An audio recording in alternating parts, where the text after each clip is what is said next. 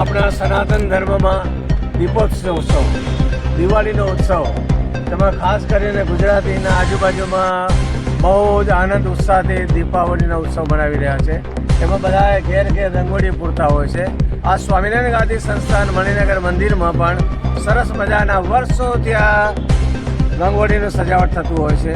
રંગોળી કરવાથી તમને બધાને ખ્યાલ હશે કે જે રંગોળી માણસો કરે છે, અમારા સંતો ભક્તો, તેની બુદ્ધિ બહુ જ સરસ મજાની કેન્દ્રિત થતી હોય છે.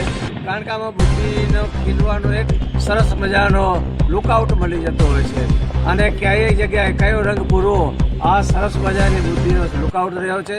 એટલા માટે સ્વામિનારાયણ ભગવાને શિક્ષાપત્રીમાં આવા સરસ મજાના ઉપદેશો આપ્યા છે. આ શિક્ષાપત્રીના આજે 200 વર્ષ થઈ રહ્યા છે. તેના આનંદ ઉત્સવમાં આ રંગોળીનો જ્યાં અમે સ્વામિનારાયણ ગાદી સંસ્થાન અત્ર તત્ર દેશ વિદેશમાં આવી જ રંગોળીઓ અમે સર્જતા હોઈએ છીએ.